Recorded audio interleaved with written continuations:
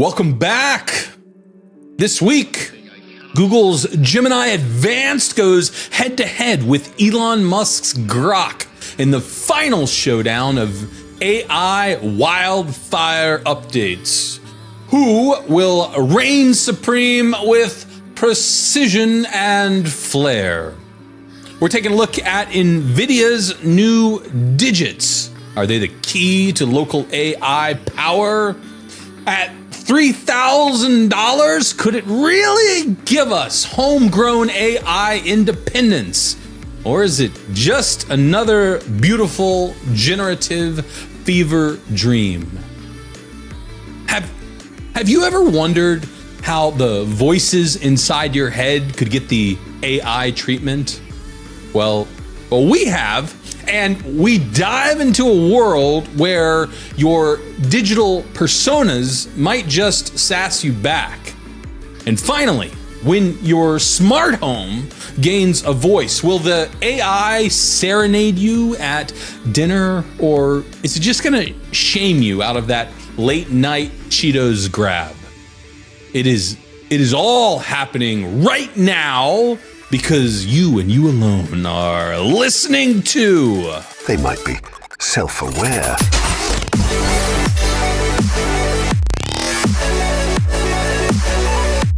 All right, Daniel. On the last episode, you issued a challenge. You laid down was it the gauntlet? Gauntlet? There was a gauntlet. Yeah, there was a gauntlet that was laid down.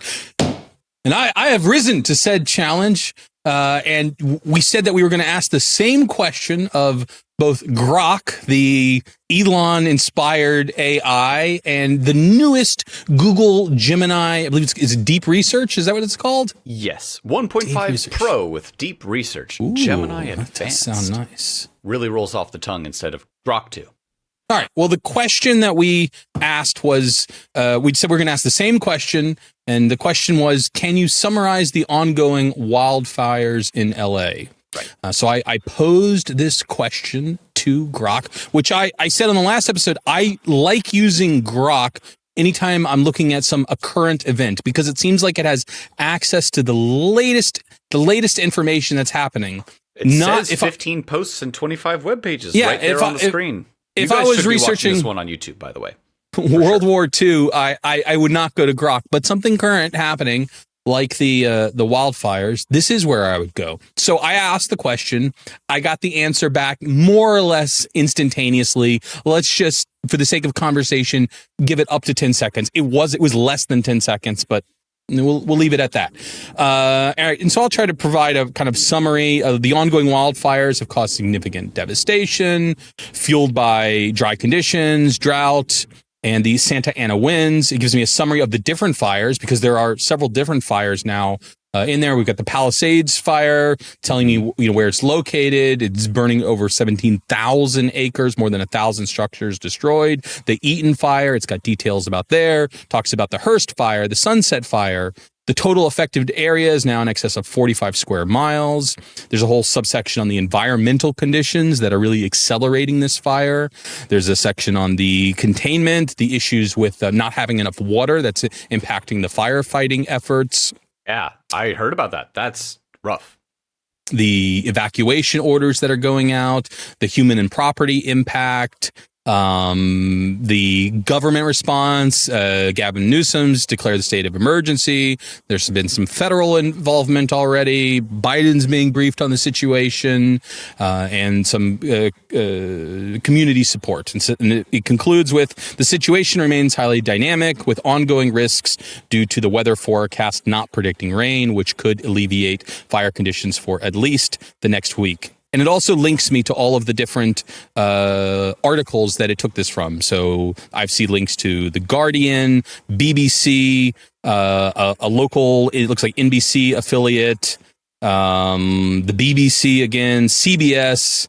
This is the New York Times, a British site, the independent.co.uk. And there's several others. Over 25 different web pages in addition to the 15 posts. BBC's not a U.S.? group. They aren't, but they've heard of LA. I don't know. If you ask me, they're decent at reporting and decent at reporting in a fairly objective way. So that's fair. All right. A reasonable source. All right. And a page and a half of content, if I was just to kind of give you an estimate of what it returned. All right. Now, all right. Before I show you what I've got, what Gemini Advanced 1.5 Pro Deep Research has got, rate this on a scale of 1 to 10 for usefulness. You, a person who's never even heard of the wildfires in LA, says, can you summarize them? Someone just told me there are wildfires. You get this. Usefulness, 1 to 10. It's hard because I don't know what to compare it against, but just from what were my expectations. That's what I'm saying before I show you this one. Yeah, what were my expectations when I asked the question versus now? Probably like a 7 out of 10. It is very surface level, but I do think we hit the major talking points. And then I have the opportunity to go deeper if there's something, I really would like to know details about the Eaton fire. I'm sure if I asked questions, I could get a similar report on the Eaton fire. Okay. Let me go ahead and share my screen.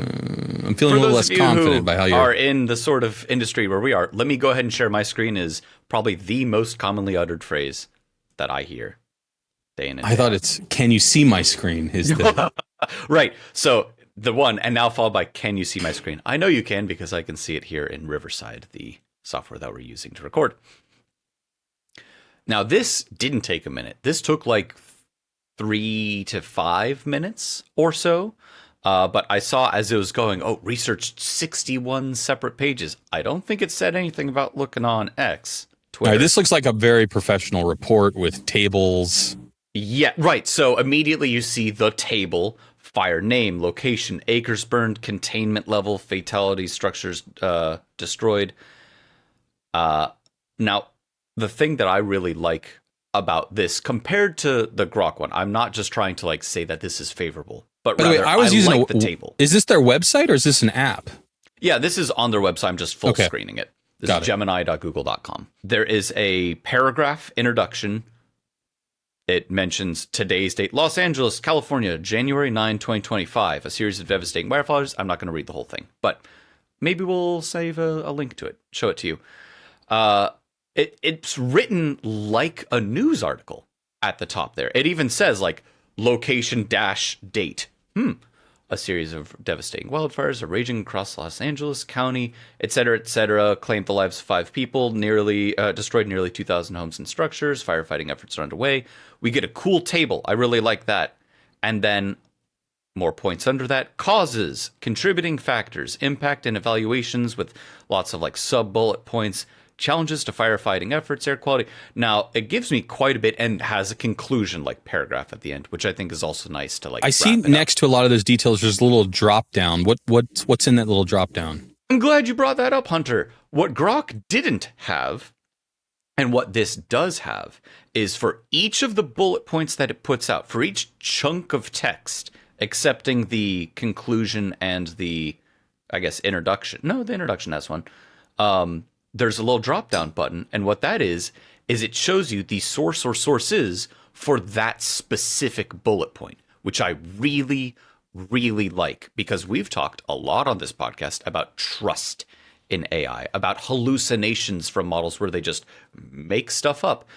But retrieval augmented generation, which is to say you give an LLM, here is a chunk of text that is relevant to the question that was asked, summarize that, something they're very good at, and then say, this is where I got that from, I think is one of the best ways that you can improve that level of trust. And so without even clicking that little down arrow and then following through on these, I, Daniel, have a much higher level of confidence that what I'm seeing is accurate data, because I know each one of these little guys got grabbed from a specific article. It said, again, like 61 articles to build this report together. It took a few minutes. But when it says loss of life, 5 fatalities have been reported, all attributed to the Eaton fire. I click the down arrow. There's a link to Independent Co. UK, Los Angeles Wildfires Live, Hollywood Landmarks, blah, blah, blah.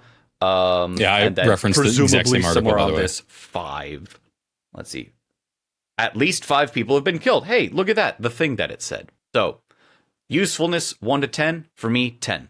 If I wanted to know broad strokes of an ongoing event in the real world right now.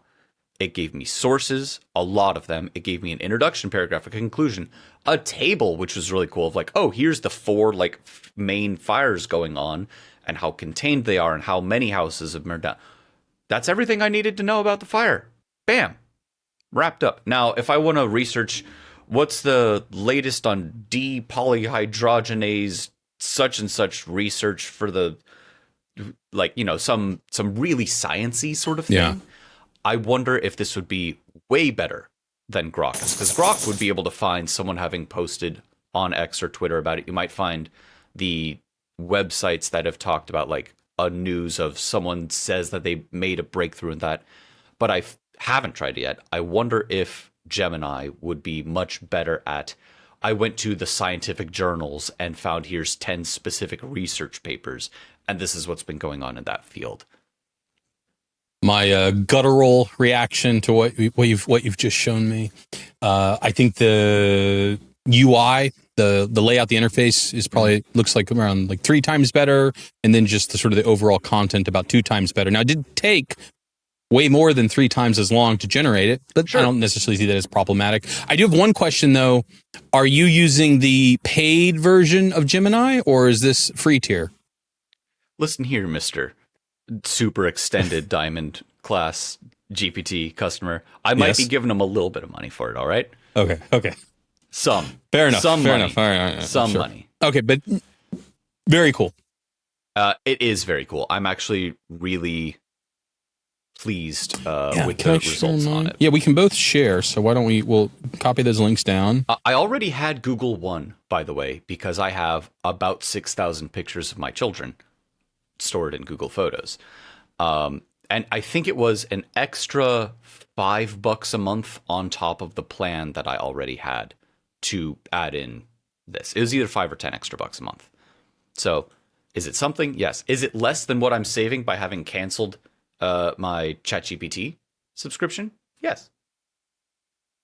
I'm not going to mention the first story you suggested we researched.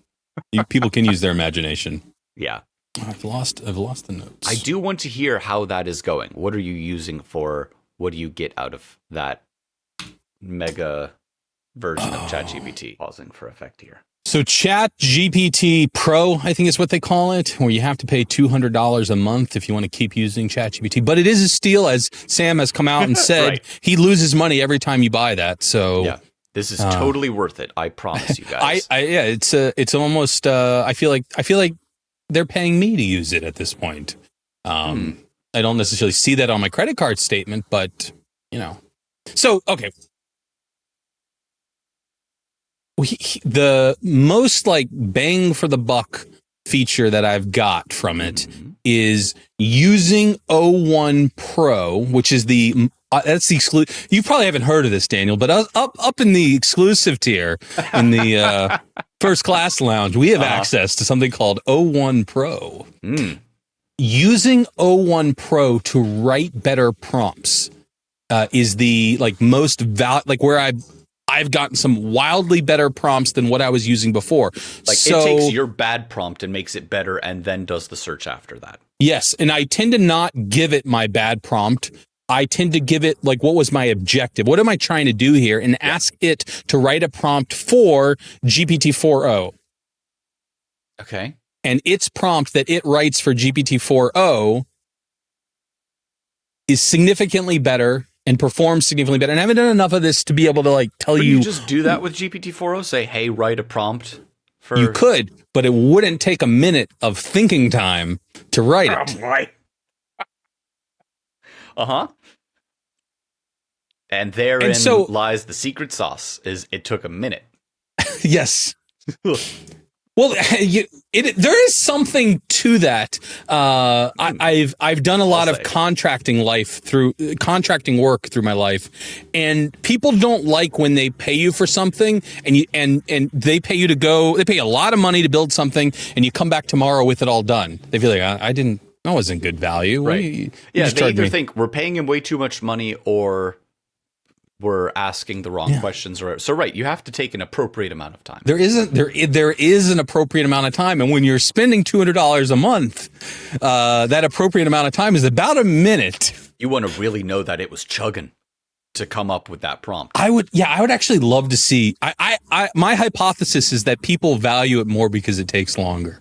Well, I think this is the same as like going to a coffee shop to get an artisanal coffee where we roasted it just today, and look at all the care and time put into this product. Yeah, you get that pour over.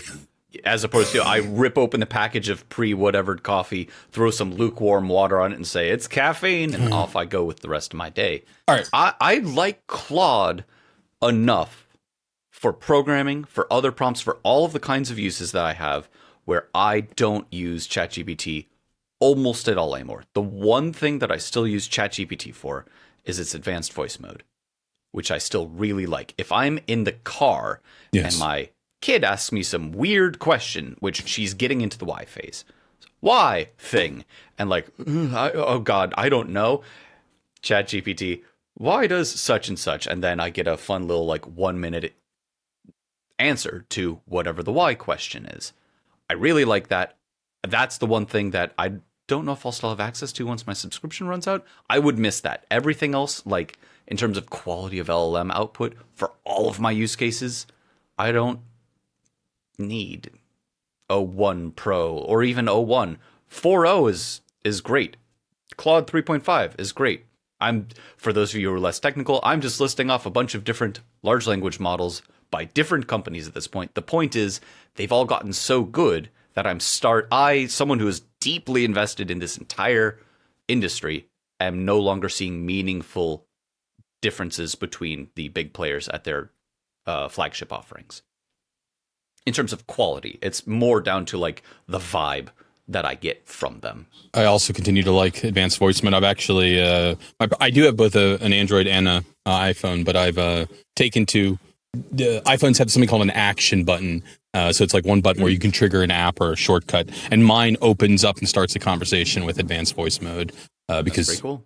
Interesting. Tap one button and go. And I do have the thing on my Android where what's it? I can't remember the phrase. I haven't used it enough recently. Where you can start a conversation with their version of advanced voice mode. Not very good. I was like, I haven't spent enough time with it to give it a fair shake, but I will say, and this is like almost unrelated to what you just described, but it can be related. Just a couple of days ago, I saw an article about the Google Home like little tablet / speaker thing that can sit in your house. There's one back being opened up to the Matter network. That's not the term. Like standard, which is to say, people are now able to make their own things that will interact with that device, and you can have it work more locally. Like you don't have to actually be connected to the internet to have your thing talk over Bluetooth or whatever to your lights to turn them on and off. And I'm interested in the concept of like the smart home that isn't beholden to Google and whatever their current offerings are. I want to be able to tinker and put in some local large language model to it to make it the Jeeves of my dreams or something. And there are folks out there doing this kind of thing. It's still in varying amounts of janky and hard or easy to put together, but I like that concept very much. If you happen to have $3,000 burning in your pocket, I know just the thing to purchase, and that is the new Digits device. Less than a year of GPT Pro. The new Digits device from Nvidia. They announced it. We've mentioned in the past there were rumors of some major announcements coming from Nvidia as they were keynoting CES, which is the Consumer Electronics Show. It's the largest electronics show of the year, held in Vegas every year. And indeed, Nvidia did deliver with several large announcements. One of them being Digits, which is kind of like the size of a Mac Mini, although that may not mean something to a lot of you, but smaller than a bread box. There you go. Yeah. Kind of Jeep. It's a full computer, but it's headless. Designed meaning not to be like your desktop computer. It's designed to do AI. So, as I guess quick context for people, video cards in computers, which in bygone eras were just for video games, basically, or people who were like doing graphically complex art or video type projects, but video cards have a certain amount of memory. That memory, VRAM, video RAM, whatever, stands for random access memory. There we go. We got it. VRAM is really fast. The RAM, regular RAM in one's computer, is slower, and then doing stuff on the CPU is slower still. Now, I say slower in terms of it's mostly like the wildly parallel sort of computing that you need to do AI stuff. So, if you want to do AI, you need a whole bunch of video RAM. More, in many use cases, than most people's home computers can have. Mac, Apple, whatever, has what they call unified memory, which is not as fast as a video card's RAM, but way faster than regular RAM. Yes. And you can get up to 128 gigs for a pretty penny into a MacBook Pro. And then you can put some really big large language models in it, for example. Nvidia, with this thing, is saying 128 gigs of that really fast. I don't think it's quite as fast as like their VRAM. It's faster RAM. It's this unified RAM sort of concept. Just a ton of memory that you don't have to spend an extra $2,000 given to Apple for something that can sit there and do AI more efficiently, allegedly, than the Apple folks are going to do it, and at a low power point, because a bunch of video cards soaks up a lot of power. And this is supposed to be energy efficient, ton of RAM. Go do some AI, make it more accessible. Not accessible to the masses, but more accessible. Right. So whether you are training new models or you're just trying to run more of these models locally, and right now I would say like the average person isn't doing that. But if you're on the technical side and you really want to experiment, and you want to experiment with being able to run things locally, it's inexpensive, but it's a potentially great solution. I currently have one of the latest Mac Minis in a server rack back there. The latest M4, but they max out at just 64 gigs of RAM, which I use for that purpose. Running something called Olama, which allows you to easily select which models you want to run and provides a convenient interface around them that you can operate with. But I do think we'll start seeing more of this, and probably eventually a consumer version, this little device that you keep in your house to run these large language models so that your other devices can interact with them. And maybe something like Matter. Smart home. Yeah, like maybe something like Matter. Yeah. Yes, you can buy an upgraded brain for your smart home. That seems plausible. And it talks over Matter, which is a standardized way. Yes, it's very plausible. There we go. That's probably where we see the consumer version of this. And then you can just choose from, there's new models all the time. What new functionality do you want to add to your smart home? Oh, I'd love it if it was great at French cuisine. Okay, yeah, just download this. Give it the French voice mod. I could do that. Have it read a bunch of French cuisine books. Yes. I think that's plausible. Plausible. Sorry, I've got the plod pin right here. I have to say it. I do not have to say it, but I like saying it. Before we wrap up, I do have something that's related to the AI voice thing that we were just talking about that has been kind of rattling around in my brain. Did you ever see the movie Inside Out? That's the Pixar cartoon? Yeah, Pixar. It's all about like some girl whose thoughts are I saw it. I have anger and sadness and joy and yes, the other I one. definitely saw part of it. Sure. Or have you ever seen the proverbial angel and devil on one's shoulder? No, I've definitely seen this. I like the idea. Maybe just like 10 minutes ago. But. Right. I like the idea of AI agents that aren't supposed to mimic you. Okay. Because you are going to know more than anyone else that something would or wouldn't sound like you. But what if something is supposed to be like a surfacing of a part of your personality? The devil or angel on your shoulder, or this is the personification of my anger or my curiosity or my hunger or whatever. And that way, like any of these utterances by a large language model wouldn't necessarily be, oh, that is Daniel. Well, no, it's not. It's not really in my voice. It would be like, oh, having seen and heard a lot about Daniel and we'd like trained this model, this is what Daniel's hunger would sound like. This is what Daniel's curiosity or Daniel's joie de vivre is. I think that would be really, really interesting because it is in that sort of digital twinning space that people seem to be getting a little bit more interested in, but in a way where it's almost more introspective. This is reminding me, you familiar with the film Real Genius at all? It's an older film with Val Kilmer. Oh. I am not, unfortunately. Okay, well, it's a 1985 comedy sci-fi, in the same similar-ish vein of like a weird science type of film. Definitely worth checking out. An early Val Kilmer. But this scene has occurred in many movies where a version of God talks to someone. And in this, is it their professor, or no, I think it's just this individual that they're trying to get back to. They get an earworm into it, and then someone talks to them, is like, this is God talking to you. Right. But that same thing. So like you're in your kitchen, you're opening the refrigerator, and then all of a sudden over your speakers, which are already connected, the Sonos voice of God. stereo. Yes. Yeah. Daniel, don't eat that. Daniel. I would love to have my voice, the modulated version of my voice, where it's the really serious Daniel, who I open up the thing, it's 11 p.m. I know you just bought some Cheetos, Daniel.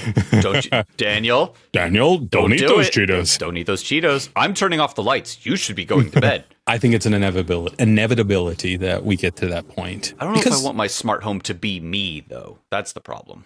Yeah, it doesn't need to be. It be. needs to be something different, something self-aware. Maybe. I don't want my smart home to be you either. You just want a dumb home. Just a box you can live in. But there is AC.